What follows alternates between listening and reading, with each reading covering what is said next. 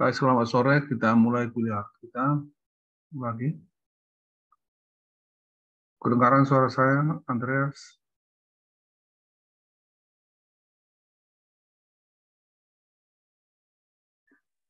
David, kedengaran suara saya? Dengar, Pak. Baik. Saya berharap kalian sudah mempunyai buku itu dan kita akan pelajari bab per bab dari buku itu. Baik, kita mulai dengan bab pertama, yaitu pendahuluan. Kita akan pelajari mulai halaman 1 hingga halaman 17 atau halaman 21, halaman 20, soal-soal yang ada di dalam buku itu. Pendahuluan ini mencakup pendefinisian dari statistik dan kemudian rumus-rumus awal, ya,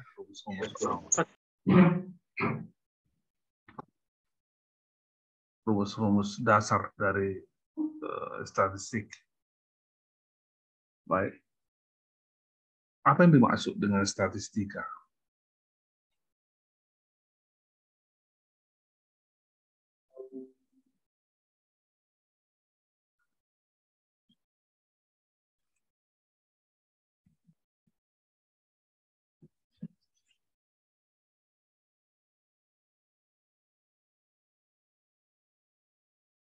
Sederhananya adalah penyajian dan penafsiran kejadian yang bersifat peluang. Penyajian dan penafsiran kejadian yang bersifat peluang. Itu sebabnya orang yang mempelajari statistika perlu mempunyai pemahaman dasar tentang peluang. Ya, peluang. Dan nanti di kuliah ini kita akan pelajari juga secara singkat tentang peluang. Jadi kejadian yang bersifat peluang itu disajikan dan kemudian juga ditafsirkan. Itulah tugas statistika, penyajian dan penafsiran kejadian yang bersifat peluang.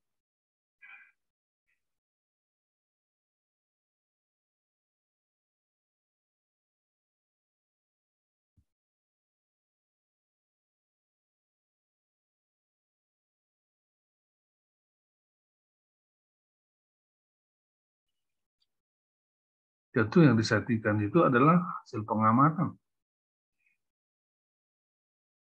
berupa data.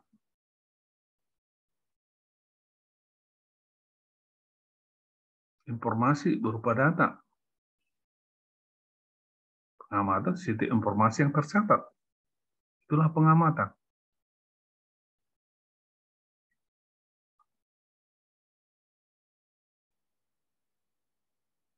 Data itu ada data numerik, hasil cacahan atau hasil pengukuran.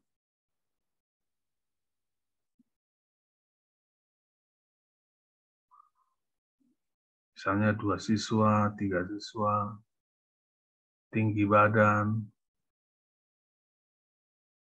1,7 meter misalnya. Itu data numerik. Kemudian data kategorik diklasifikasikan menurut kriteria. Misalnya sangat pandai, kurang pandai, biasa-biasa, sangat cantik, biasa-biasa, kurang cantik, sangat tinggi, tinggi, pendek, kira-kira begitu. Jadi ada pengkategoriannya.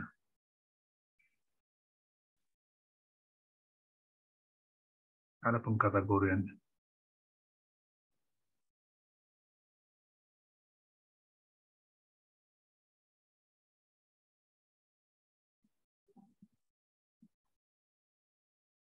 Nah, untuk memperoleh data itu dilakukan pengamatan.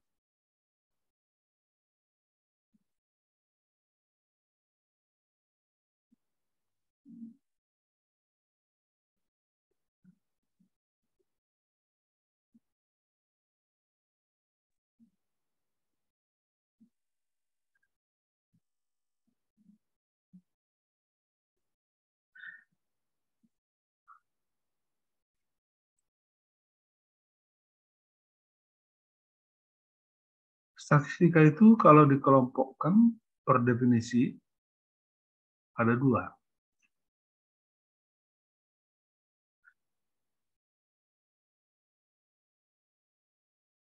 Yaitu statistika deskriptif dan statistika inferensia atau inferensia statistik.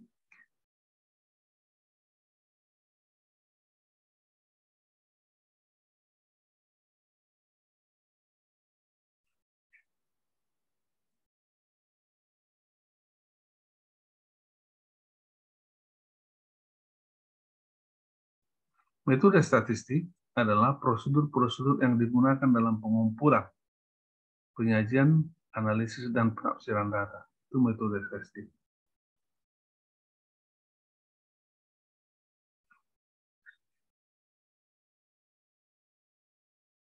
Metode ini digunakan untuk metode deskriptif dan metode inferensi statistik.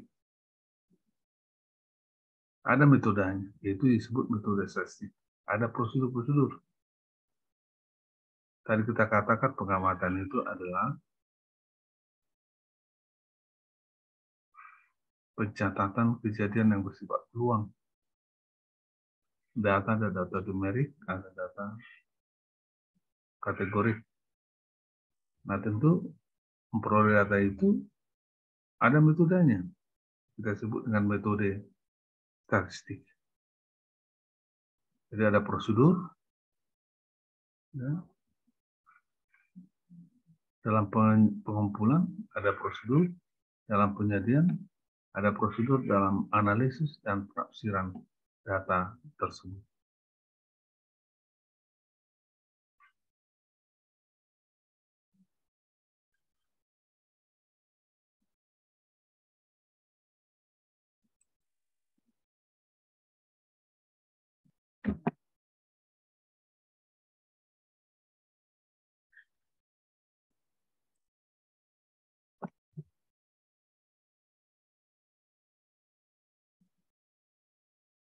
Jadi berdasarkan metode itu,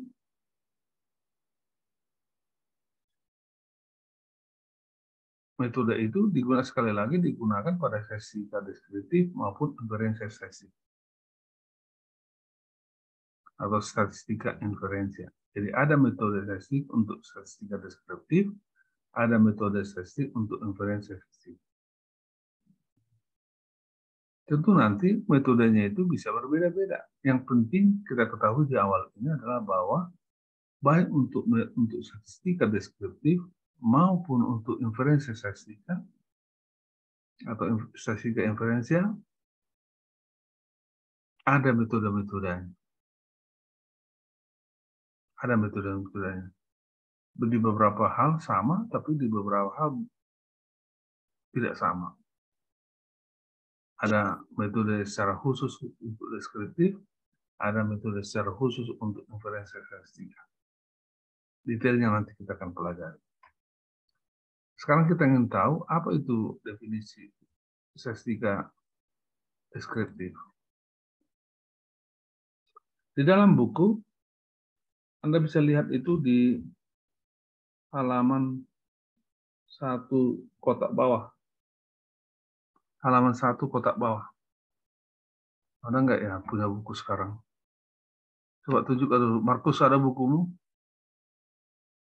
Nah, mantap, mantap ya. Mantap ya. Oke. Ya.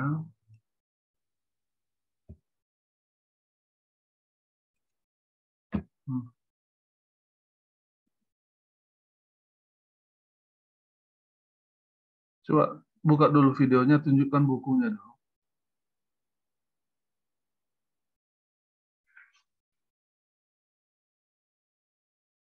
Antoni Simbolon, ada tanda kamu ingin bertanya, apa yang mau kau tanya?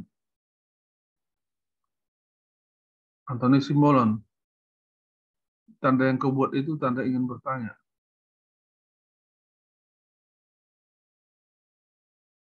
Coba tunjukkan dulu bukunya, udah banyak enggak? Vito? Vito mana bukumu?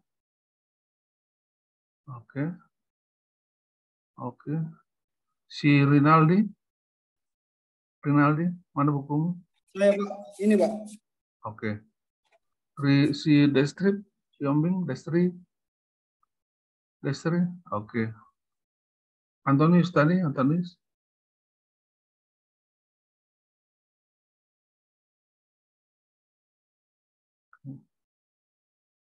Randy, ada buku muda? Oke. Silpana, Iren. Oke, Diki, Memori, Waru, Martua, Erika. Angel sudah. Oke. Marta Eunika. Oke. Samuel, Robin. Oke. Oke, udah banyak ya. Oke. Anju, ya, ini sudah saya lihat ya. Arisman,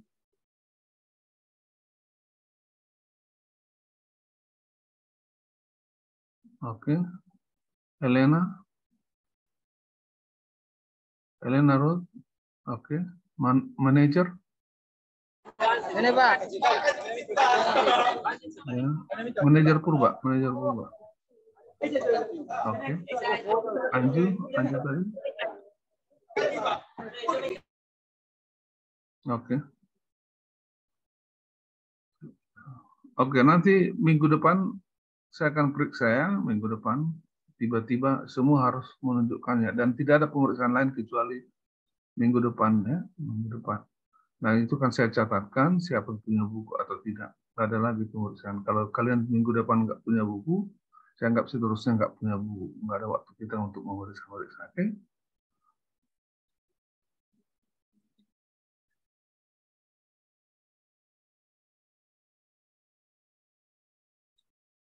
Baik.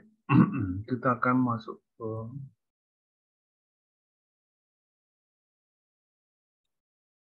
ya.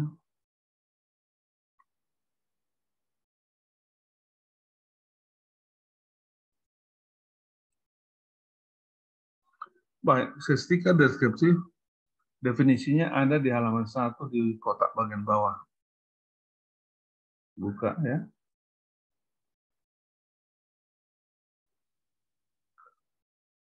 Letter layout-nya begini definisinya.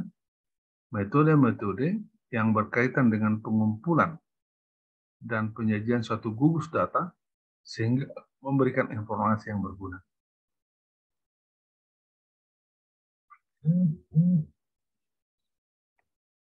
Metode-metode yang berkaitan dengan pengumpulan dan penyajian suatu gugus data sehingga memberikan informasi yang berguna. Coba lihat kata-kata kunci di sini. Metode pengumpulan data, metode penyajian data, dan informasi yang disajikan itu harus berguna. Harus berguna.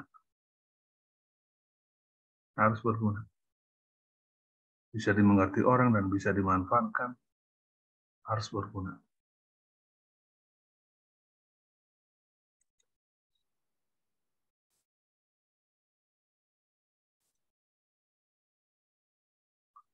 Nah, ciri khasnya dari sastika deskriptif adalah bahwa informasi yang ditampilkan itu hanyalah mengenai data yang ada tersebut. Hanyalah mengenai data yang ada tersebut.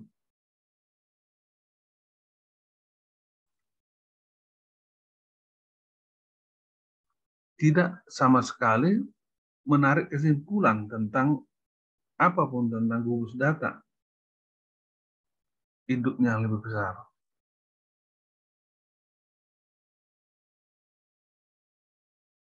Coba lihat tabel 11 halaman 3.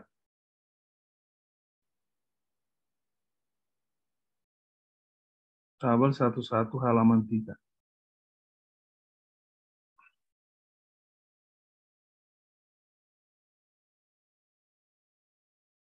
Ini adalah tabel statistik bisbol Liga Nasional di Amerika Serikat. Coba lihat timnya St. Louis, Chicago, Pittsburgh, ya.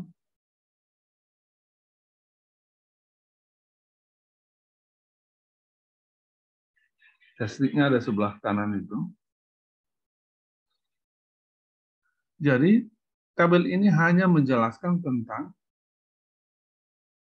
kumpulan data tentang ini, tentang tim baseball Liga Nasional Amerika Serikat ini.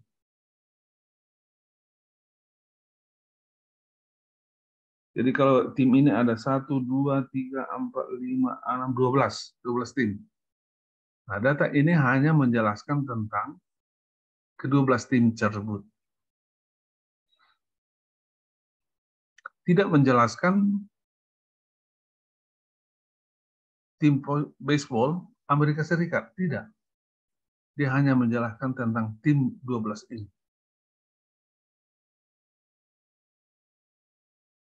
Jadi sekali lagi per definisi tadi bahwa dia hanya menjelaskan tentang dirinya, tentang data itu. Tidak menjelaskan tentang data yang lebih besar. Dalam hal ini, tim baseball Amerika Serikat. Tidak. Dia hanya menjelaskan tentang data-data 12 tim baseball.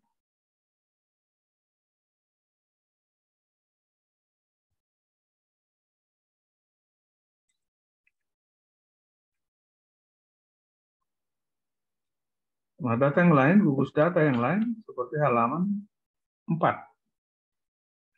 Gambar 11 dan gambar 12. Gambar 11 itu mengenai gaji awal yang ditawarkan pada sarjana baru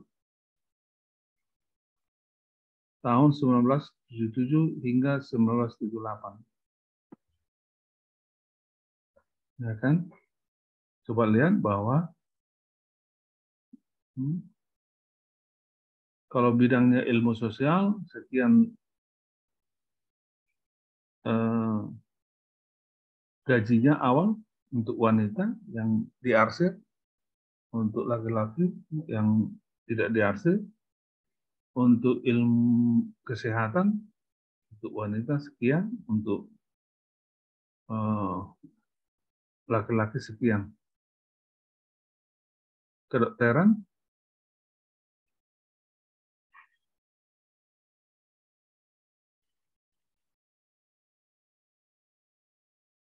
ya segala macam, sampai kepada kerekayasaan kimia.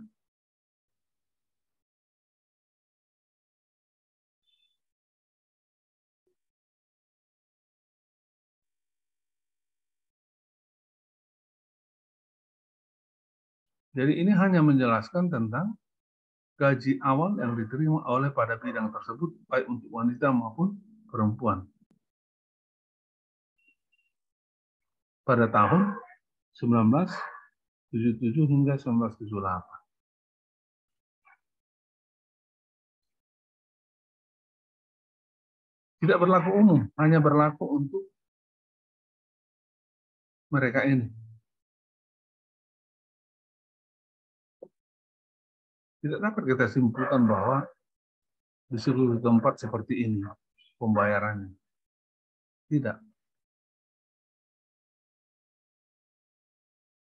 Ini hanya gambaran tentang data itu, mereka ini.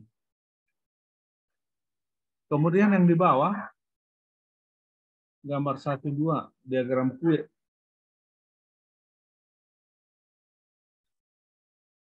Diagram kue.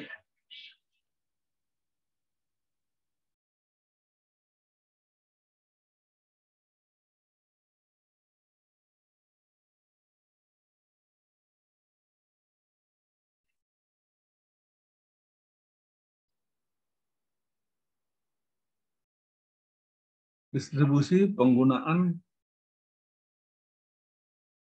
yang 100%, untuk kimia 32%, untuk minyak 25%, untuk utility lain, listrik, air minum, dan sebagainya 28%, surat obligasi 15%.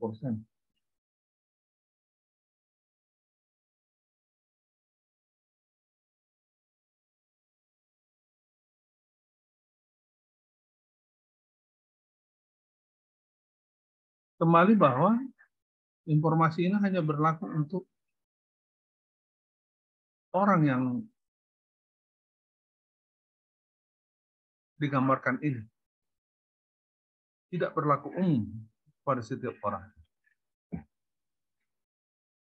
Jadi sekali lagi, statistika deskriptif hanya menjelaskan tentang dirinya, tentang datanya.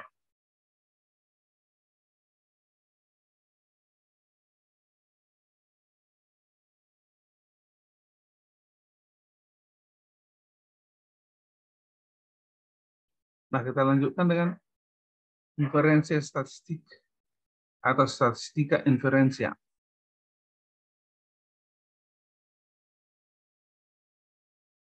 Juga punya metode. Semua metode yang berhubungan dengan analisis sebagian data untuk kemudian sampai pada peramalan atau penarikan kesimpulan mengenai keseluruhan gugus data induknya. Itulah inferensia statistika. Definisinya ada di halaman 5, di kotak di atas. Inferensia statistika, semua metode yang berhubungan dengan analisis sebagian data untuk kemudian sampai pada peramalan atau penarikan kesimpulan mengenai keseluruhan gugus data induknya.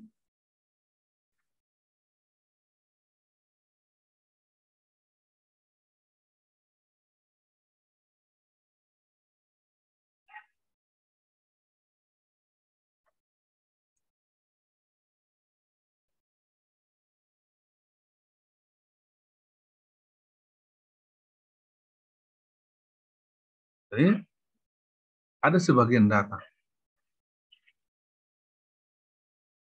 Itu dianalisis. Untuk mengambil kesimpulan mengenai keseluruhan data induk.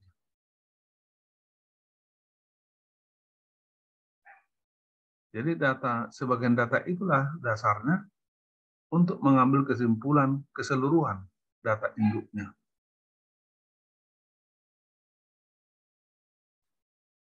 Tentu ada metode untuk mengumpulkan sebagian data tersebut. Ada metode juga untuk meramalkan keseluruhan data dari sebagian data tersebut.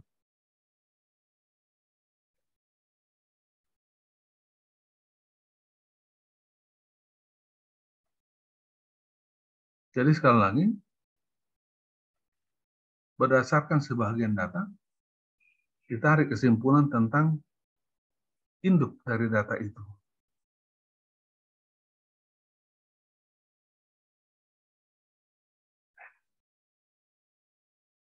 Nanti lebih jelasnya ada contoh-contoh yang saya buat, yang saya ambil dari buku tersebut, untuk memastikan pengertian tentang ini.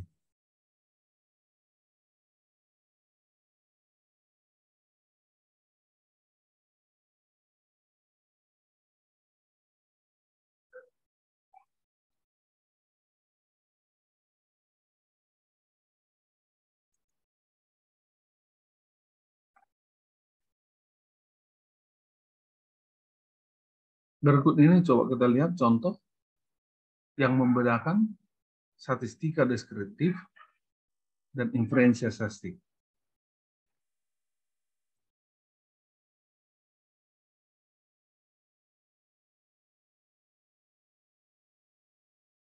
Ada sebuah data terhingga. Semua mahasiswa AET ada 200 orang. Semua mahasiswa AET ada 200 orang, diukur tinggi badannya.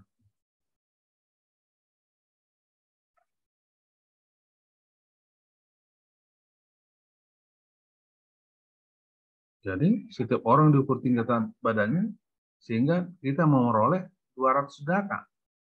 Jadi masing-masing mahasiswa punya data tinggi badan. Kalau 200 tadi mahasiswanya, maka tinggi badannya, maka jumlah data yang kita kumpul adalah 200. mahasiswa 1 sekian tinggi badannya, mahasiswa 2 sekian tinggi badannya, mahasiswa 3 sekian tinggi badannya, sampai mahasiswa ke 200 tinggi badannya sekian. Sehingga kita sebut bahwa data yang kita peroleh ini terhingga banyaknya. Terhingga banyaknya.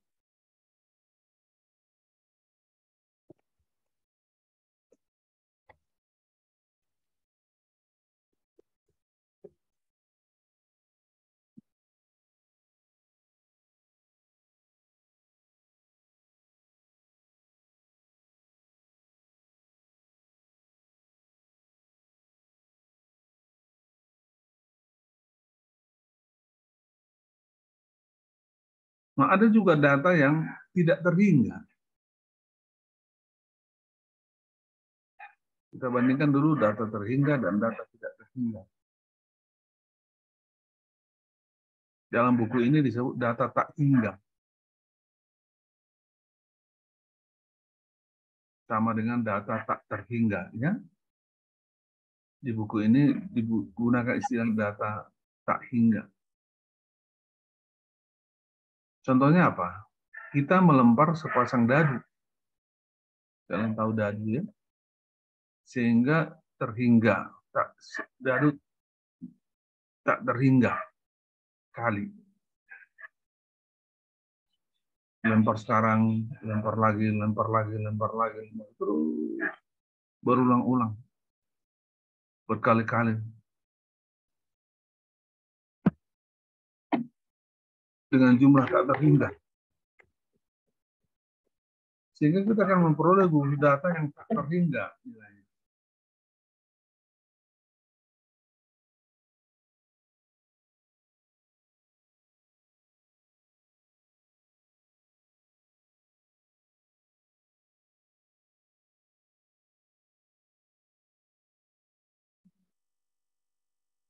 Kita lanjut dengan definisi populasi. Populasi adalah keseluruhan pengamatan yang menjadi perhatian kita.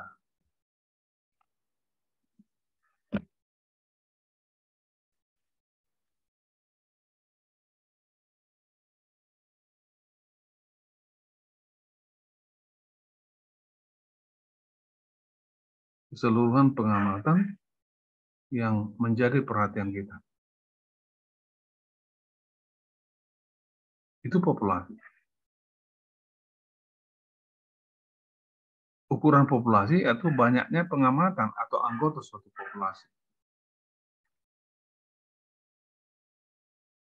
Kalau 10 pengamatan atau 10 anggota populasi, ya itulah ukuran populasi. 10. Tadi kita berikan contoh tadi, populasi mahasiswa AT tadi, ada 200 orang itu, maka ukuran populasinya adalah 200 orang. 200 orang ukuran populasinya.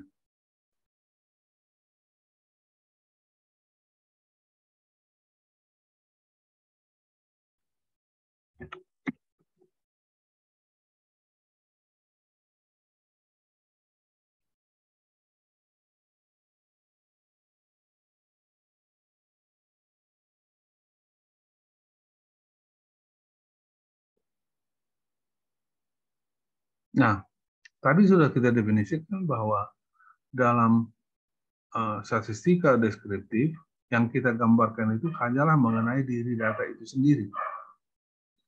Sedangkan dalam inferensia statistik yang kita ingin simpulkan adalah mengenai populasi induknya, keseluruhan populasi dari contoh populasi yang kita peroleh.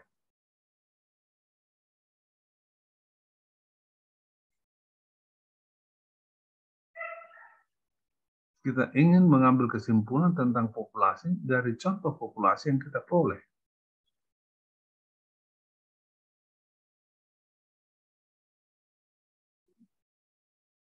Itulah yang dilakukan pada inferensia statistik atau statistika inferensia. mengambil kesimpulan tentang populasi dari contoh yang ada.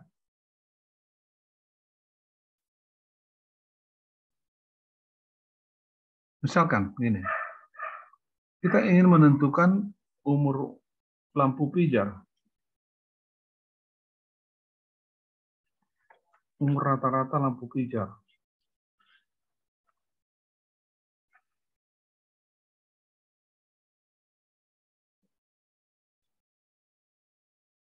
Kita ingin menentukan umur rata-rata lampu pijar, lampu listrik ya. Lampu pijar, lampu listrik yang dihasilkan. Apakah kita akan ukur satu persatu seluruh produknya? Kita ukur umur dari lampu pijar itu satu persatu? Tentu tidak.